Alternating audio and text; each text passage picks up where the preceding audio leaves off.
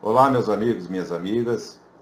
Estamos aqui de novo para promover o nosso, espero que se torne tradicional, encontro em que vou expor as minhas ideias e espero que com isso gerar debates, contribuir para esclarecimentos, para entendimentos e para poder expressar minha opinião.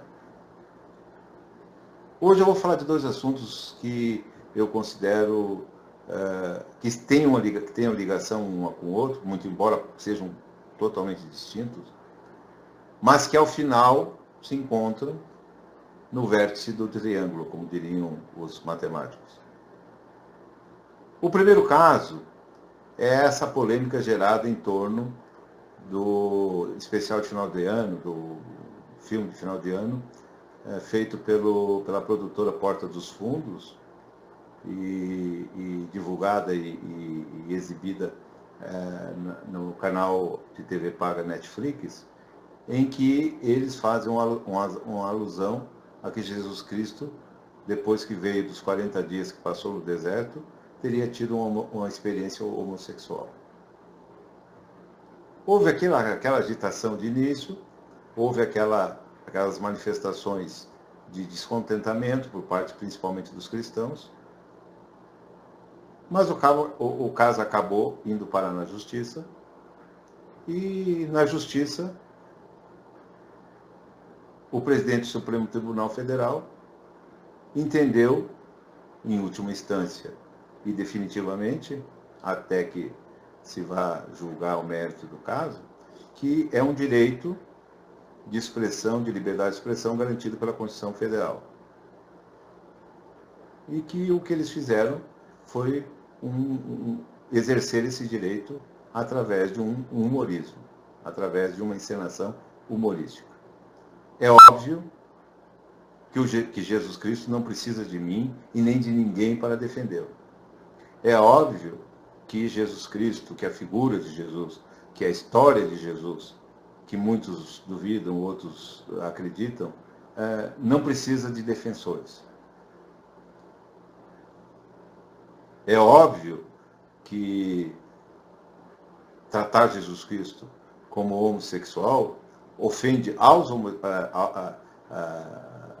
homossexuais por via indireta, por ricochete. E eu vou explicar por quê. Porque se eles estão considerando que uma forma de gozação, de humor, é pegar um personagem da história, um personagem religioso da história, como é o caso de Jesus Cristo, e transformá-lo em uma pessoa cheia de jeitos e trejeitos homossexuais, ou de falas, ou de atitudes, na verdade está dizendo que quem tiver esse tipo de comportamento está fazendo uma coisa feia, uma coisa abominável, uma coisa que é motivo de riso. Portanto, não foi a figura de Jesus a atingir.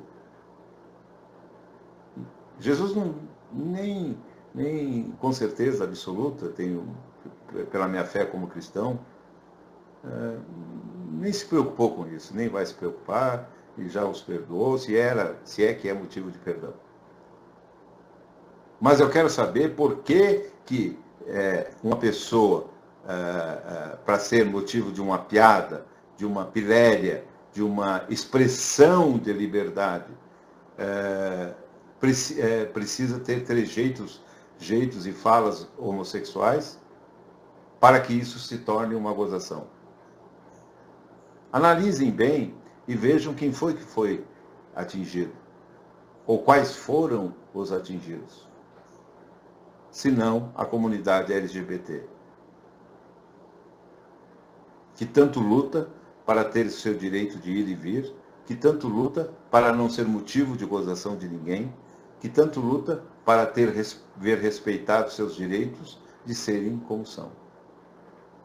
Então, senhor Porta dos Fundos, senhor Gregório do Vivier e sua companhia, e seus asseclas e sua caterva, os senhores erraram o tiro. Os senhores, como se diz aqui na Serra Catarinense, aqui na cidade de Lages e região, atiraram no que viram e acertaram no que não viram. Saiu pela culatra esse tiro. Essa brincadeira atingiu talvez até muitos de vocês. Não sei. Pode ser que tenha alguns homossexuais ali. E se tiver, não há problema nenhum. Cada um é do jeito que é, vive do jeito que quiser e tem esse direito garantido pela Constituição. O mesmo direito que os senhores invocaram para manter no ar esse vídeo de péssimo gosto. Péssimo gosto porque foram ridicularizar os homossexuais. A obra de Jesus já está há 2050 anos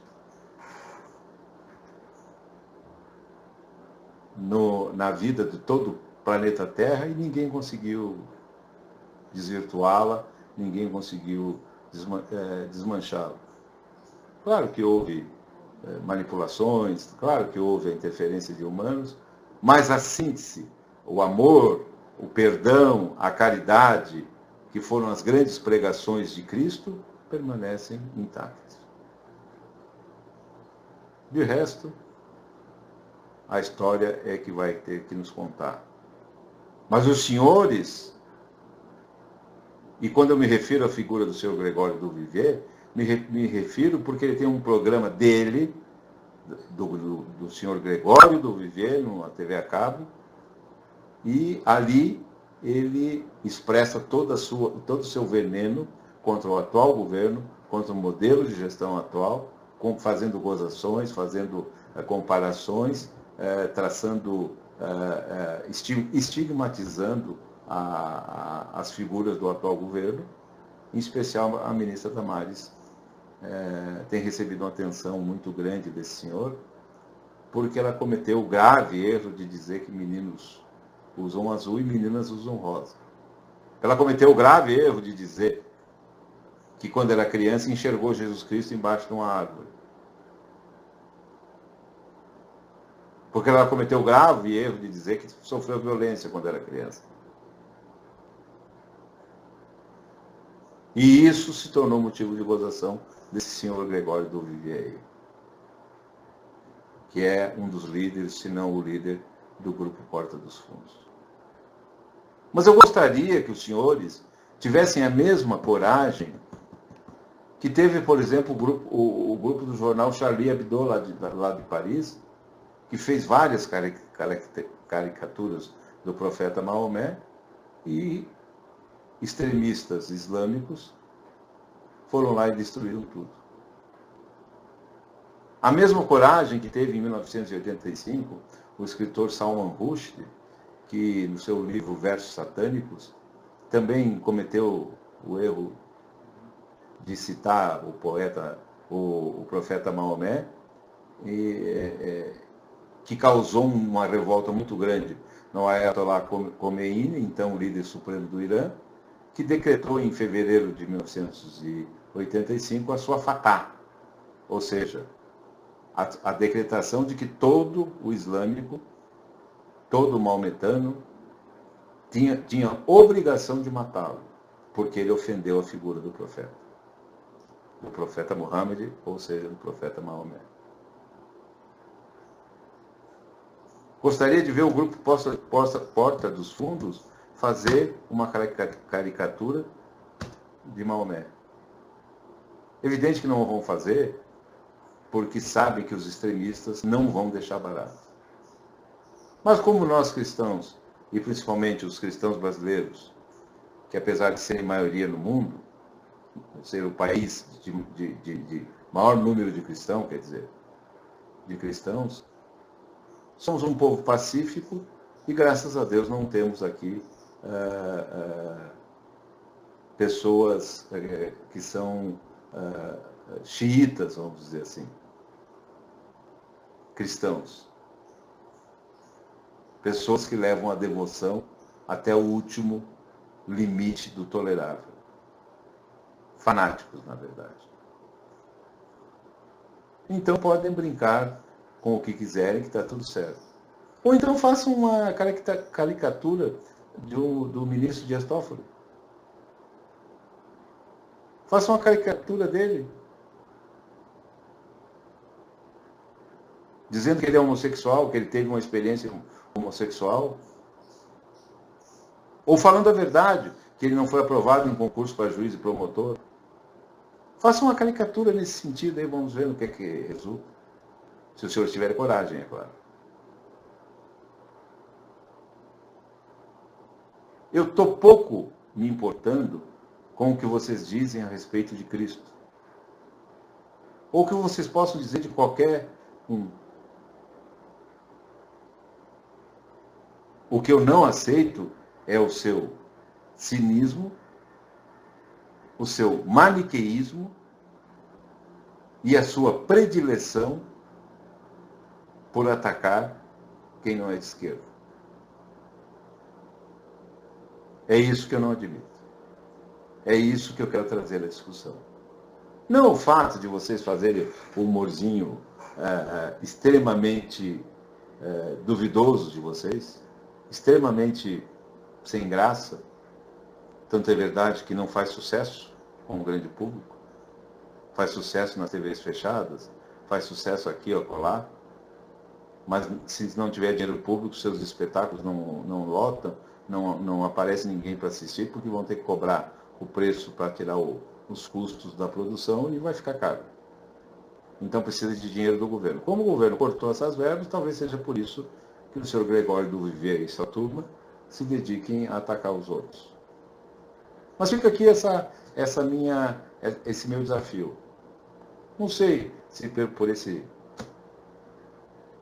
humilde pequeno canal, algum deles vai tomar conhecimento. Espero que alguém compartilhe com algum deles e eles possam ouvir e ver o que eu estou dizendo. E aí nós vamos ver se realmente eles são baluartes da liberdade de expressão. Pois bem, outro assunto que eu quero falar, e que tem a ver com esse, é a falta de esclarecimento da grande maioria do povo brasileiro. Todos nós sabemos que nós somos um país de analfabetos funcionais, lamentavelmente. E o número só vem crescendo. Ao invés de estar se combatendo da maneira que devia ser, e até agora, esse governo, apesar de alguns esforços, ainda não entrou de sola, não entrou profundamente na questão da alfabetização de nossas crianças, da questão da realfabetização daqueles que já deixaram a escola. Para que tenhamos pessoas que possam ler, escrever e interpretar o que lê e escreve.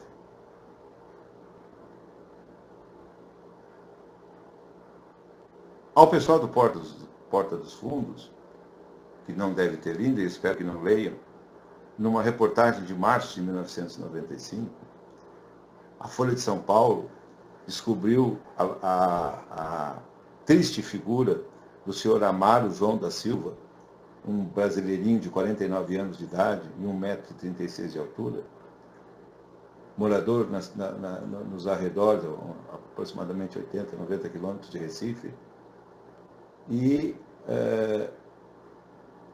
que era a figura do brasileiro desnutrido. Daquele brasileiro que pela fome, pela falta de água e de comida, não desenvolveu o seu corpo. Não sofria de nanismo, por absoluta falta de proteínas, vitaminas e sais minerais, advindos do alimento. Por um homem que nunca se alimentou 3 vezes ao dia, nunca recebeu a quantidade de nutrientes e calorias indispensáveis ao bom e sadio desenvolvimento do corpo humano. Evidentemente que não desenvolvimento do seu corpo inteiro, inclusive do cérebro. Esse cidadão foi chamado pela Folha de São Paulo de homem gabiru. E passou a ser conhecida como a geração do homem gabiru. Porque pouca gente se atentou que gabiru é um rato. Então esse homem, esse brasileiro abandonado, jogado nos cantos, pela então grande imprensa brasileira representada pela Folha de São Paulo, foi chamado de Homem Gabiru. Não sei se foi eles que inventaram esse termo, não sei se foi eles que deram esse apelido, mas eles que divulgaram. Eles, da revista Veja, e depois a grande imprensa falada e televisada também divulgou. Esse cidadão ficou conhecido porque aos 49 anos de idade queria o direito de se aposentar, pois trabalhava desde os 10, mesmo sendo fraco do jeito que era. Tinha 13 filhos. A mulher dele morreu com 39 anos de idade e deixou ele sozinho para cuidar dos 13 filhos. Quando o entrevistavam, notava-se claramente que ele não entendia o que perguntavam, não entendia, não sabia o que responder, lhe faltava condições de compreensão, lhe faltavam as letras. Esse cidadão queria apenas o direito de se aposentar. Algum tempo depois, não sei se anos ou meses, o mesmo repórter especial da Folha de São Paulo voltou até a região onde morava o nosso querido senhor Amaro, João da Silva, e lá chegando encontrou ele viúvo, parece que os pais estavam junto com ele, e 6 dos 13 filhos. Porque 7 dos outros filhos mais velhos já tinham ido procurar pela sua sobrevivência. Já tinham ido atrás de serviço, de trabalho para sobreviver.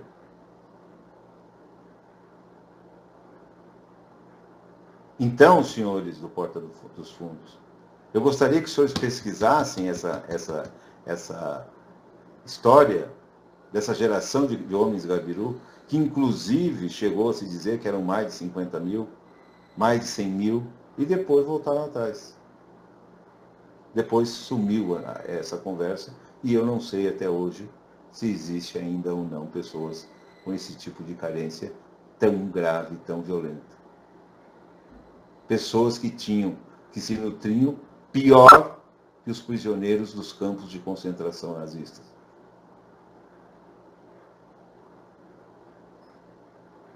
Brasileirinhos e brasileirinhas que nunca conheceram um prato cheio de comida, que nunca frequentaram uma escola, que nunca tiveram uma roupa decente, que não sabiam o que era televisão, o que era rádio, que nunca tiveram uma vida digna.